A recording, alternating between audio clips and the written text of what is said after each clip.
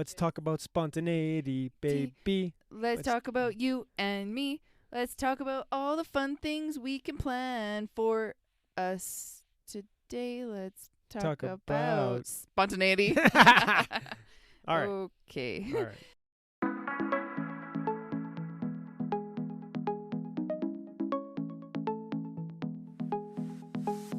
How do some couples continuously elevate their passion? Is there truly only one perfect person for us? Or maybe what we practice and how we think will ultimately nurture or destroy a relationship? Crank up the volume while we dive into the depths of love, passion, and sex to uncover simple concepts that will both surprise you and transform your life forever. Welcome to Intimacy Exposed.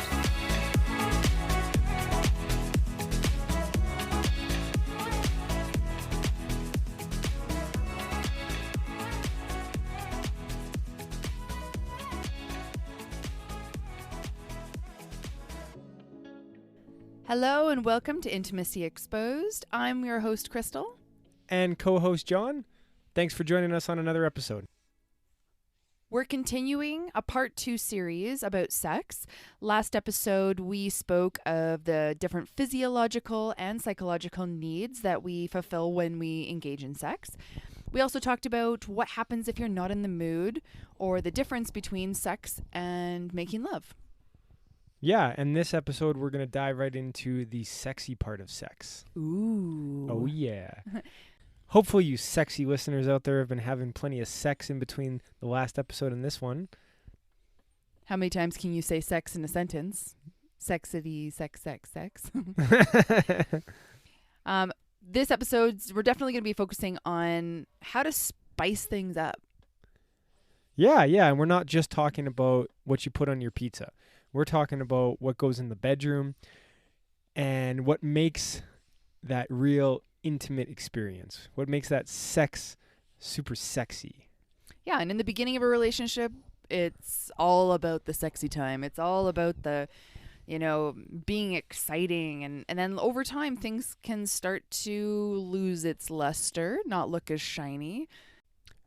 And it's all about getting that back. And that's what we're going to talk about today. Yeah, and I think in the beginning of the relationship, it's not that it's just all about sex, but everything is new. Everything is exciting because either you are just starting to date or have been only dating for a little while, so you haven't had sex with the same partner for years and years on end. So you're experiencing things for the first time together. And to Crystal's point, if you're not careful, things can... the car can lose that new car smell, and we're here to help you get it. We're here to help you get it back with a little detail. At the beginning of a relationship, you don't have to have any of those difficult conversations because every single thing that you experience is new, exciting, and everything that they do, every encounter you have is awesome. It's, you don't have to worry about something happening too many times or, talking about, I don't really like it when you do that because you love everything that everyone does, So, I don't know. I'm excited to talk about this because this is kind of heading into like uncharted territory, talking about things that spice things up or things that maybe you've heard about or thought about or knew about, but never actually tried. And nothing that we're going to tell you is going to blow your mind like you've never heard it before, but it's a matter of getting some information about how to spice it up, but then how to apply that to your relationship right now. Absolutely. And for some of our listeners, some of the information might blow your mind, but hopefully after this episode, your partner also blows your mind. Ooh. Repeatedly. I like it. So our last episode, we finished off talking about what happens if you are not in the mood for sex and your partner is, or vice versa. So today, starting off, we're going to be building on how to get in the mood. Because if your partner's in the mood and you're, maybe interested in having sex, but you've maybe got some stuff on your mind that's distracting you, here's some things that we can do to, speed up that delivery and get in the mood immediately. Absolutely. And again, for our listeners out there, if you hear some soft, subtle breathing underneath Crystal's microphone, as much as I'd like to claim that it's me rubbing up against her, it's our son who's currently trying to sleep. So we got to make it work, and we're committed to this podcast. But if you hear a little bit of subtle undertones on the mic, that's just him breathing. Yeah, I would be very impressed if we were able to do some naughty things and produce a podcast at the same time. Who says we weren't? All right. So starting off with how to get in the mood. Babe, take it away. Yeah, how to get in the mood. There's probably going to be many things that can spice it up, depending on the age of the listener. I mean, I remember when I was like 13, a subtle breeze on a summer day was enough to get me in the mood. So it's not an all black or white situation, but some things that, talking to couples, talking to people in past experiences, we've kind of narrowed down and listened to a few things and written a few things down. And complimenting your partner, reminding them of past experiences that you've experienced together, preferences or things that they like or you like, that can help open up a conversation or spark it. Subtle gestures or not so subtle gestures. Not subtle. That's okay. Not so subtle. I don't see the reason that you need to beat around the bush, quote unquote. Oh, that's terrible. That's terrible. They're taking that out. No, that's awesome. It's awesome. But seriously, I'm pretty straight to the point kind of guy.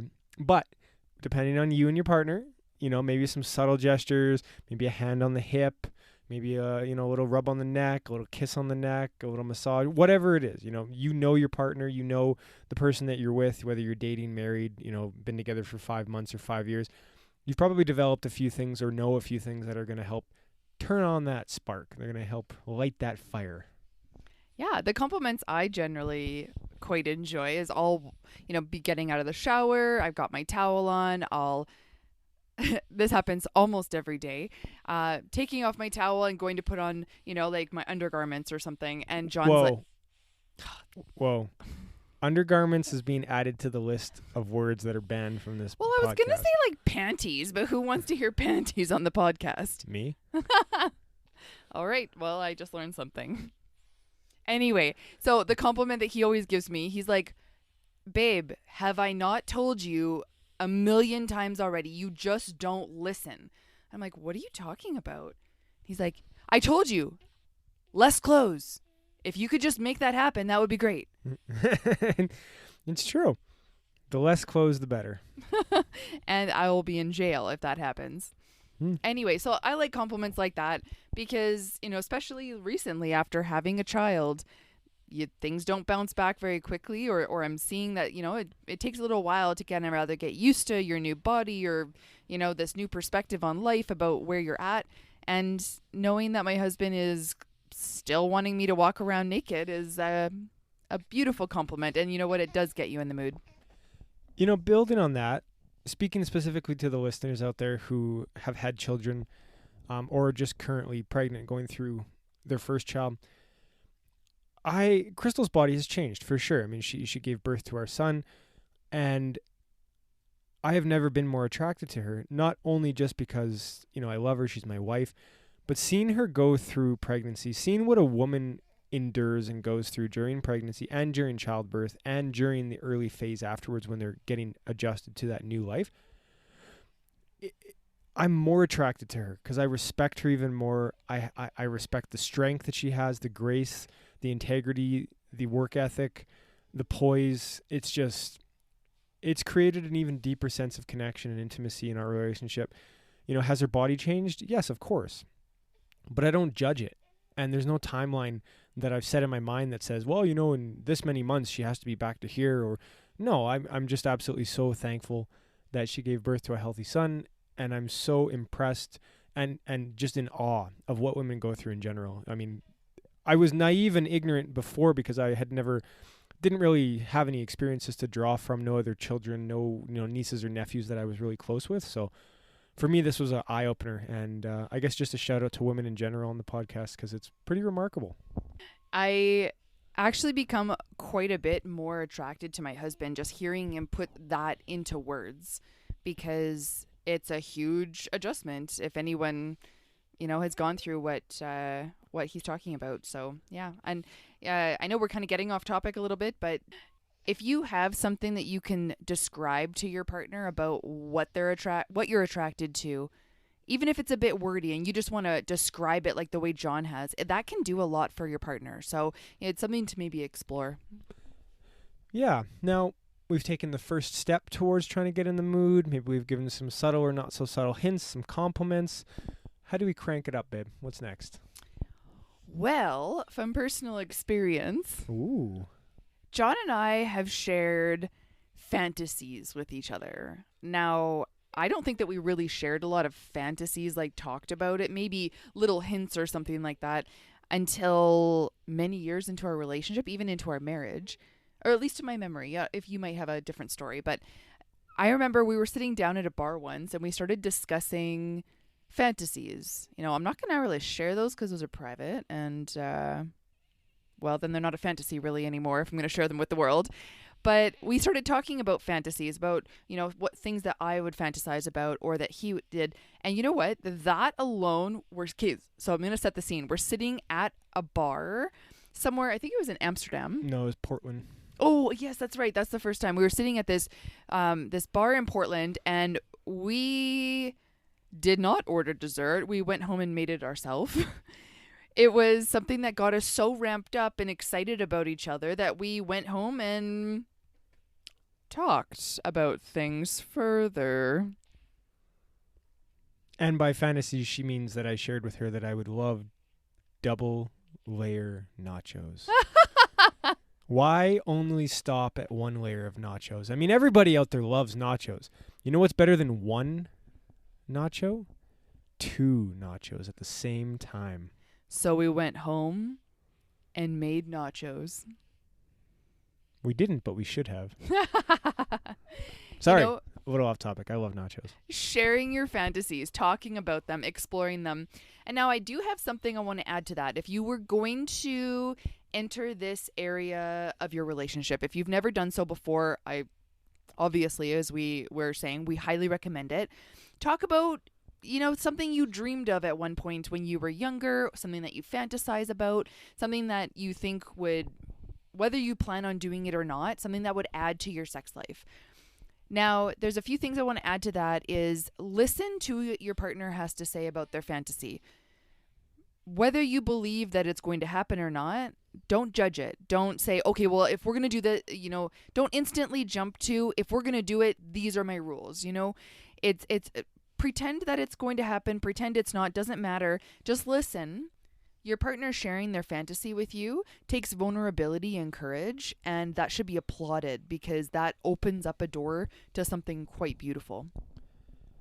Yeah, that's a really, really good thing to put in there. Courage is actually the word I was thinking of before you said it, because it can go really sour. If the other partner has some insecurities,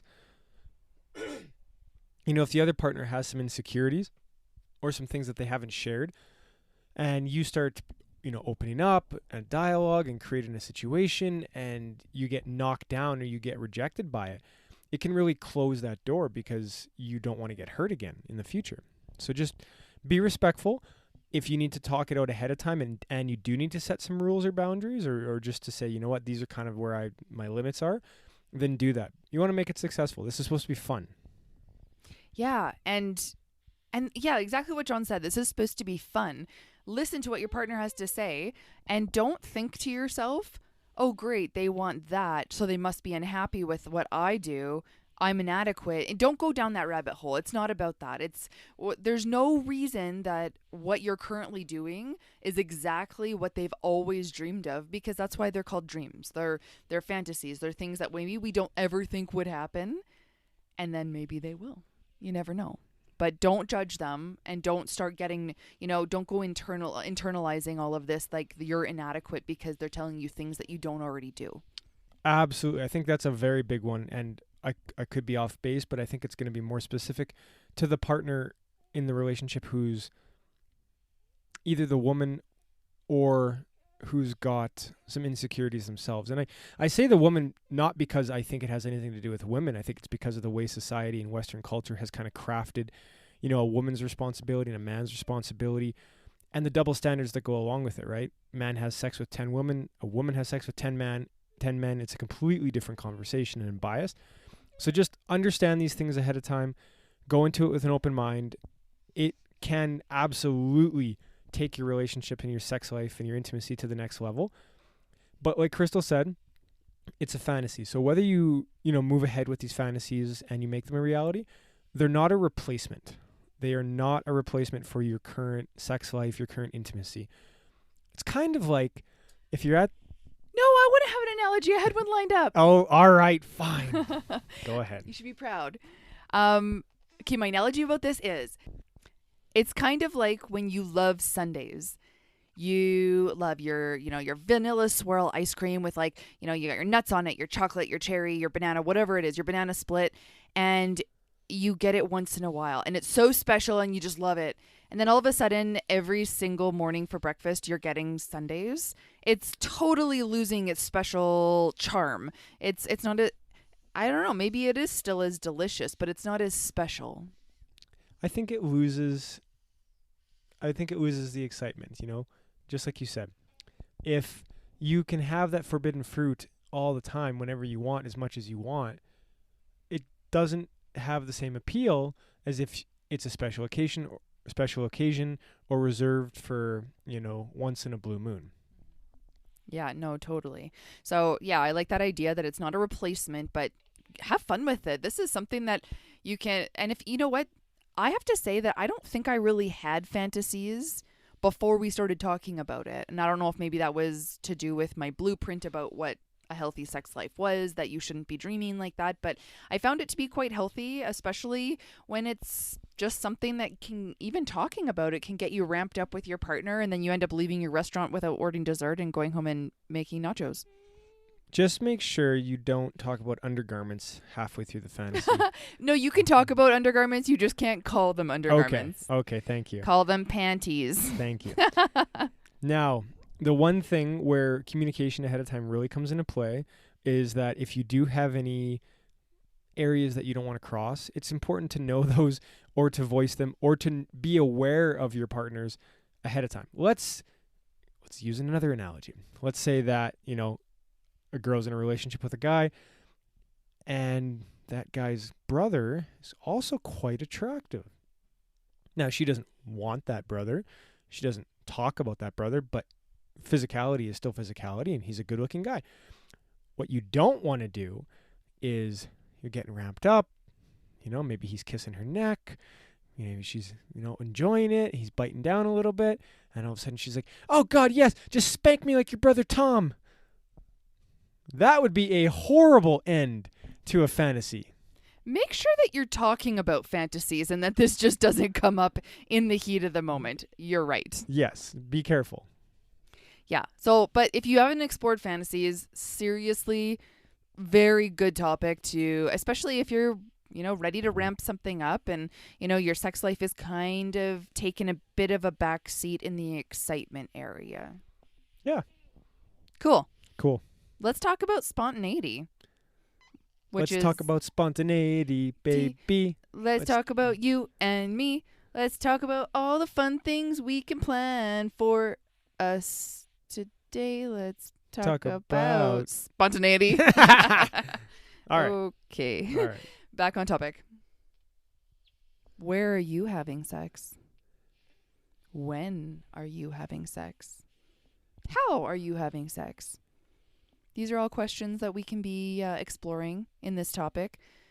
Something new, not something that is the same thing that you've been doing since the beginning, because no matter what, no matter how much of a sexy monkey you are, you're going to need to do something new. You're going to need to do something exciting, even if it's, kind of mainstream, but it's just out of the norm of what you've constantly been doing. You need to try something new. And it's always goes over better if each person is kind of putting their own spice or effort into this area, right? Yeah. And with spontaneity, I mean, I've used this saying before in past episodes, but imagine that you could predict the future and you knew exactly what was going to happen, when it was going to happen, how it was going to happen, how it felt, how it sounded, how it smelled, how it tasted, how it touched. For the first little while, you'd be so excited, but you would get so bored. You'd be bored out of your skull because it's predictable. And that's when sparks can, fade and die in a relationship too, is if the relationship is predictable and boring and repetitive. So spontaneity doesn't just apply to your sex and intimacy. part of your relationship. It's the entire relationship. And we've talked about this. I think it was in the date night episode, if you want to go back and listen to that episode. So a good way to gauge if you can benefit from spontaneity is that if you have a pulse, you could benefit from spontaneity.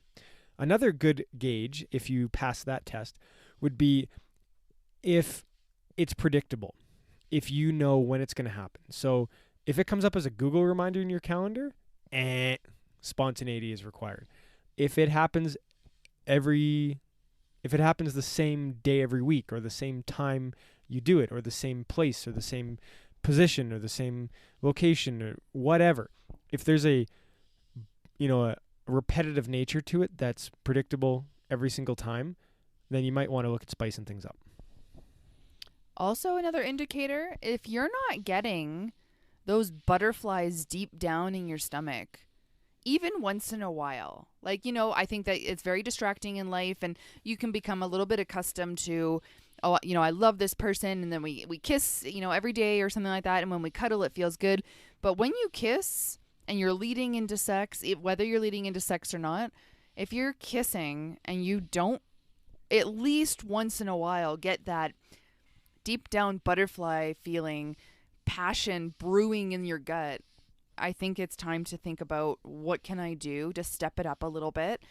And it's easy to think that my partner really isn't romantic, my partner really doesn't try, but hardly ever is one person putting in all the effort and one person's just sitting back taking it all. I think for the most part, maybe that's how it leads into a lack of spontaneity, is that one person's kind of dying down on it, but then the other person does too. So, ramp it up yourself, and I know your partner will follow suit. I think that's absolutely phenomenal. Definitely, yeah. Take the initiative. It can be a little scary. I understand completely from personal experience in our own relationship with things that I've tried that I wasn't sure if Crystal, would pick up and if she would reciprocate it back. And that's where grace and patience comes into play. If you try something once and your partner doesn't pick up on it or doesn't respond the way that you think that they should, it's not okay to just cast them aside and say, well, I tried, that's it, this is crap, it doesn't work. You have to have grace. Maybe you have to tell them a few times. Maybe you have to tell them or show them in a different way.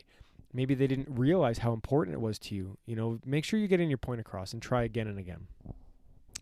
Yeah, and this next category of spontaneity really hits home for me. I would love to hear if this other feminine energies are sharing this with me out there. But initiating sex, I did find that I think that probably John was more interested in having more sex than I was at certain parts of our relationship, like every day. 4 times a day. And I started to, maybe this is hard to admit or not, but I actually think I started to use that as a crutch. I don't need to try and have sex with him. I don't need to initiate, because you know what? He always does, so that'll always get fulfilled. And so that's how I treated it for a little while, not even knowing that John would appreciate me to initiate sex. And then after a little while, going through stressful times of being in school and everything, if I initiated, it blew him away.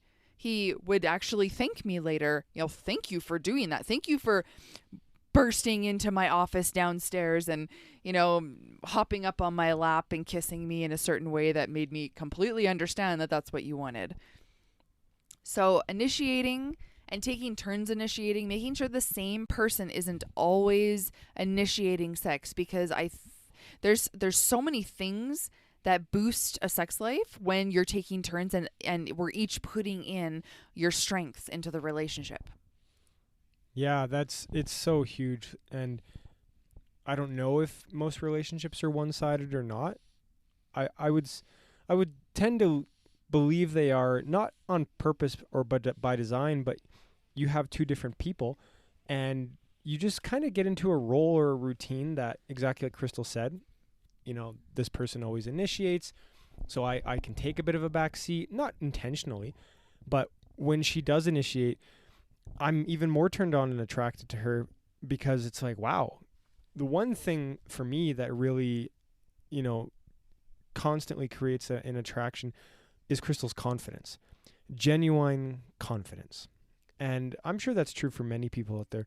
Confidence, when you see your partner really killing it at anything, whether it's their career, their health, their fitness, a goal that they've been trying to do, when they're confident in themselves, it's very attracting. So when she initiates, it's like, wow, damn.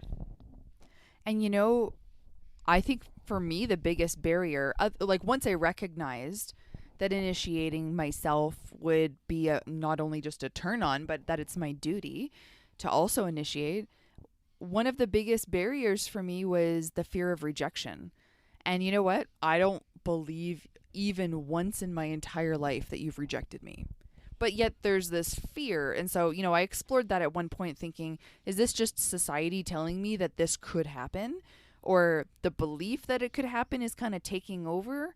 But anyway, I remember thinking, okay, waking up in the middle of the night, feeling like I would like to be intimate with my partner, and turning over and seeing that he is dead asleep.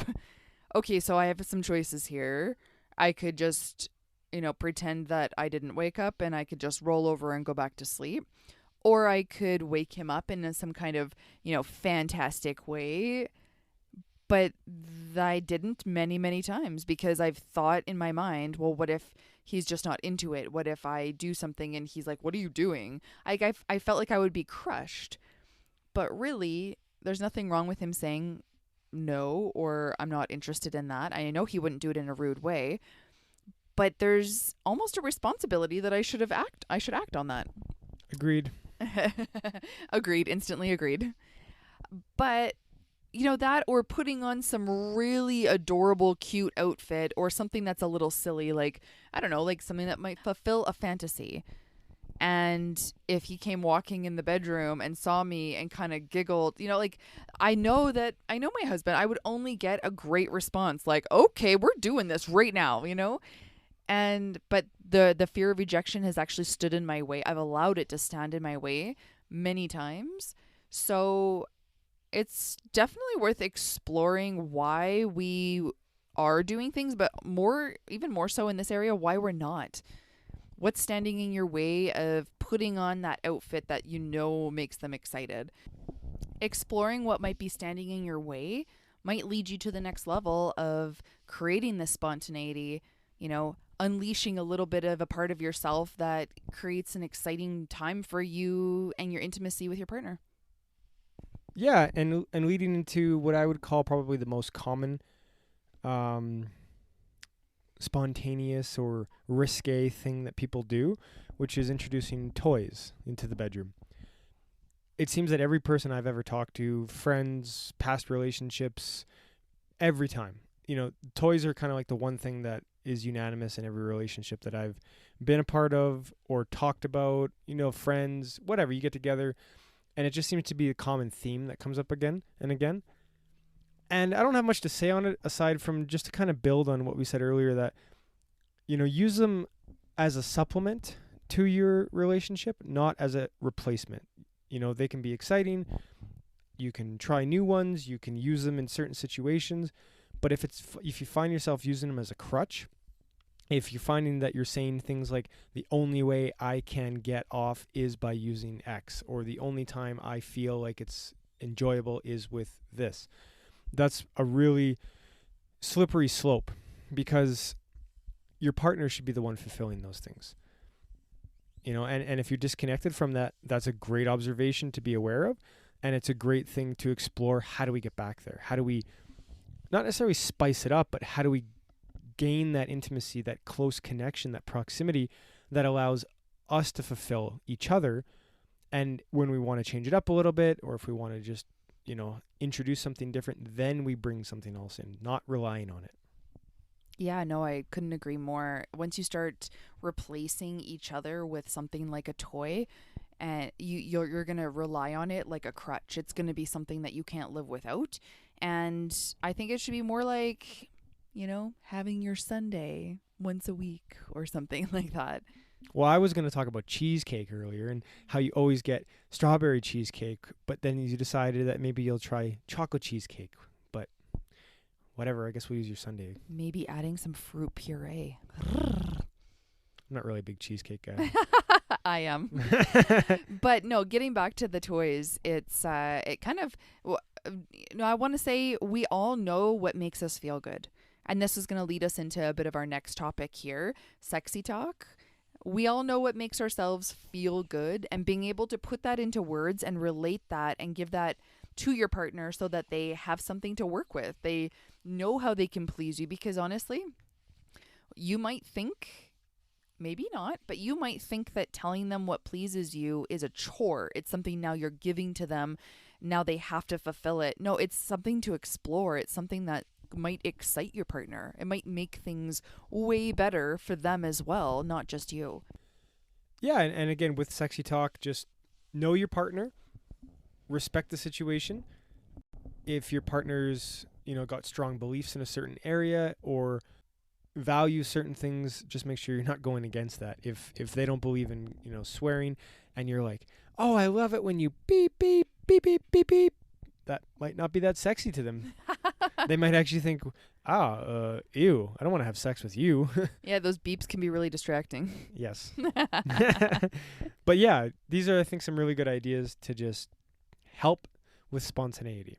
And, going back to toys, if you don't have any, if you've never used them, you don't even know where to start, just go to one of those shops, walk around, giggle. It's something that is definitely going to put you in a different zone. You're not going to be in your little box, your comfort zone. Go there with your partner, look around, order online. There's so many things that you can do that will just get your head in a different headspace. Yeah, I would actually say don't order online.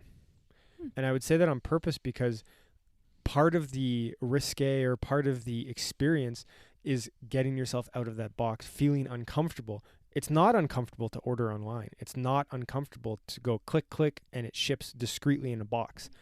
Now, I'm not saying you should walk out of the sex shop with a 6-foot, replica of your husband or wife or whatever. That might be a little too far down the road for you. But going somewhere in public creates this excitement. It creates a sense of, uncomfortableness, of risque, of, holy, we're doing this. This is crazy. And even if you don't buy anything, even if you don't do anything, just that alone can amplify the situation. So go outside of your comfort level even more and go in person. Don't buy online. Absolutely. Amplify is a correct adjective I would use, because going to one of those shops and walking around and giggling and, being with your partner, whether it's, a place that sells lingerie or toys or, lubrication or something like that. I just had lubrication. Lube. Wow. For some reason, Crystal has this gift. I don't know if it's a gift. It's a gift of saying weird words. Okay, we'll keep it at that. Yes. Anyway, so leaving a store that gets you out of your comfort zone and going there with your partner, guess what you want to do when you leave? I'm just going to put that out there. Enough said. Nachos. You want to go home and make nachos immediately. Absolutely. Love nachos. I want nachos right now. So there's another thing that can come up to help create some spontaneity or just fill a void in certain situations where you might say sex isn't an option. There's going to be times in your relationship where sex is not an option. Maybe you're at the in-laws' place for the weekend. Maybe you're camping in a trailer. Maybe you're camping in a tent next to your in-laws. When is sex not an option in the trailer? Well, maybe you have a family member sleeping in the next bed. Oh, that is not an option. Yes, thank you. Weird. Maybe you broke your leg. Maybe you have an injury. Maybe it's that time of the month. Maybe you're pregnant. Maybe, I don't know. There's a million things that can come up where sex is either extremely difficult or not an option, but that doesn't mean you don't get intimate with your partner. I'm talking about sexy time without sex. We're talking about foreplay. The first, second, and third base. Maybe you don't, hit John has no idea what the bases are. Let me just say that. I love that you've just dived in there. Oh, because God. We'll be watching a movie and they'll be doing whatever on the movie, being intimate. And he's like, man, he's going to third base. And I'm like, dude, that's first base. And he has no idea. I think that you need to Google the bases before you can talk about the bases. All right, I'm handing the microphone over. No, it's so true.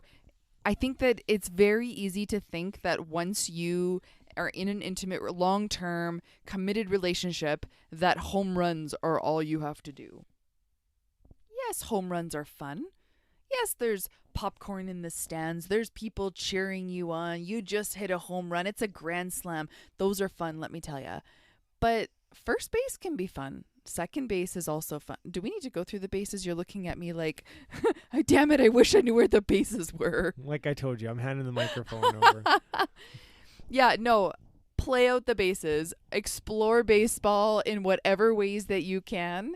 Home runs are not the be all end all of this intimacy experience. So, yeah. Like I said, sexy time without sex. I'll leave it at that. He's going to be Googling the bases later, I swear. All right. Anyway, moving on. How about sex without intimacy? Yeah, this is, I mean, the name of our podcast is Intimacy Exposed. It's not sex exposed because sex is a component of intimacy. And if you don't have intimacy, then long term, you don't have a relationship. Well, no, you do have a relationship. You have a subpar, horrible, comfortable relationship that neither excites you, inspires you, or scares you because it's probably just there, like a legion or a growth on your shoulder. Ew. Well, that's what people should be saying to themselves. Ew. You want a world-class relationship. You deserve a world-class relationship. You need to strive for a world-class relationship. And sex without intimacy is, well, it's unfulfilling, I think, long-term. You know, it's obviously enjoyable. It's exciting. It's a growth on your shoulder? That's all I can think about. That's really gross. Okay, let's expand. Let's get rid of the growth. Okay, let's back it up. Let's expand. So sex without intimacy. It could be great sex. It could be an incredible physical experience.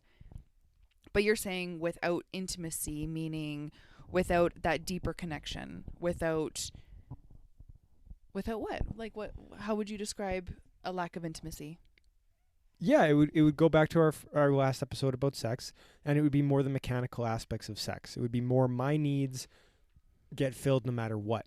Mm-hmm. Yes, I know you're not feeling great. Yes, I know you like it when I do that, but I'm more important. This is what's going to happen.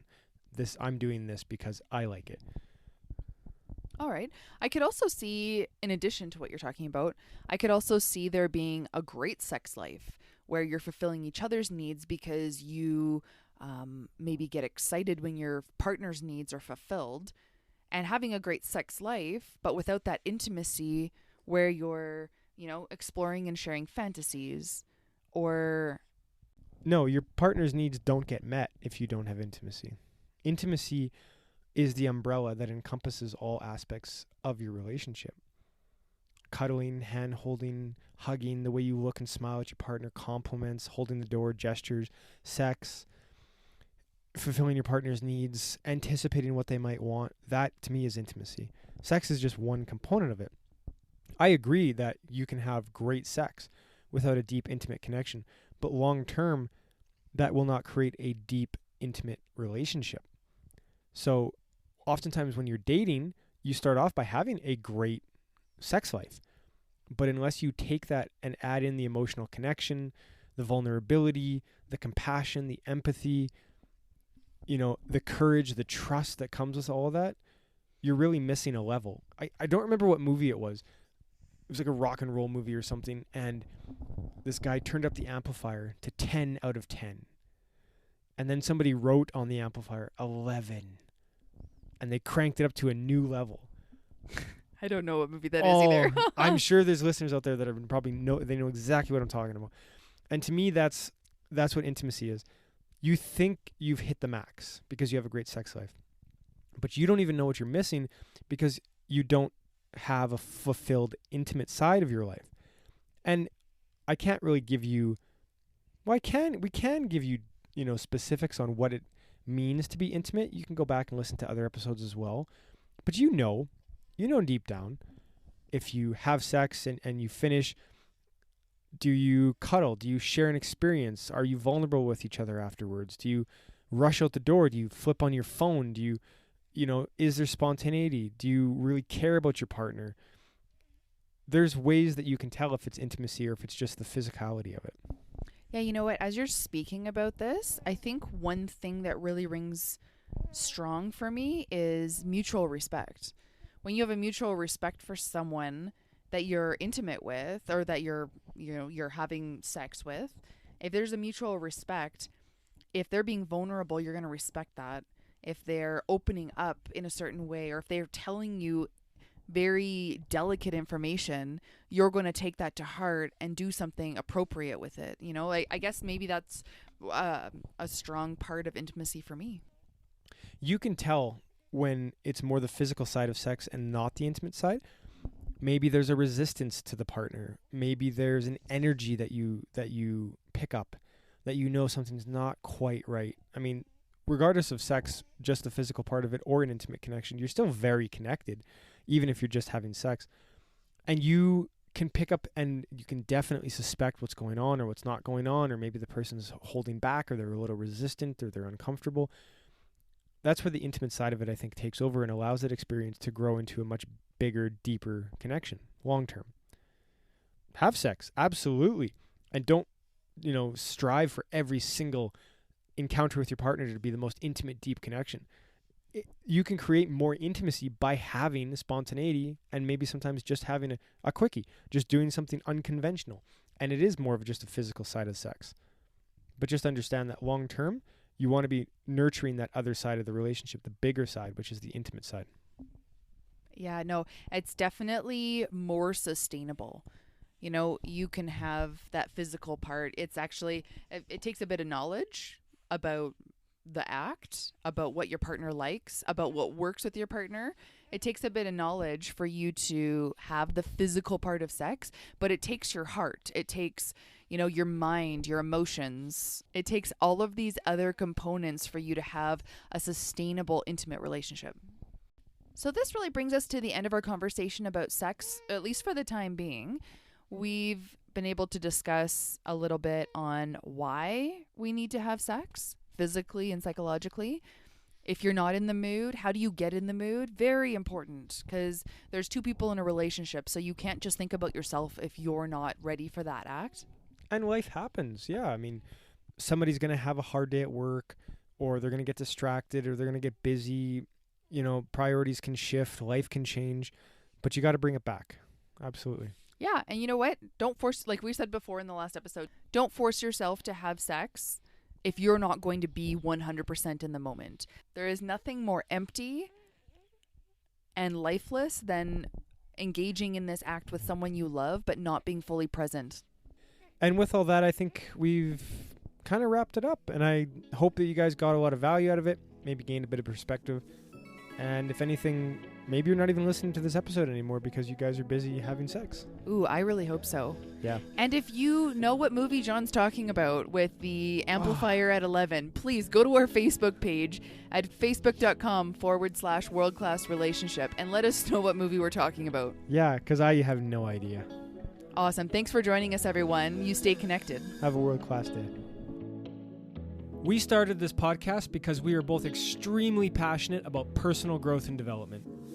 Without fully understanding the benefits at the time, we actually began seeing a counselor at the beginning of our relationship to gain tools and learn more about ourselves. That eventually led to multi-day workshops, physical books, audiobooks, and as many other resources as we could get our hands on because we saw such massive results. But we want to take you on a ride and share some of our most important lessons and discoveries that have made the biggest impact to us. Whether you're single, looking for love, or have already found that special person, we aim to be the #1 resource to help you design your world-class relationship. For more information on topics and to join the conversation, please visit us on Facebook at facebook.com/worldclassrelationship. Join us next time for another episode of Intimacy Exposed.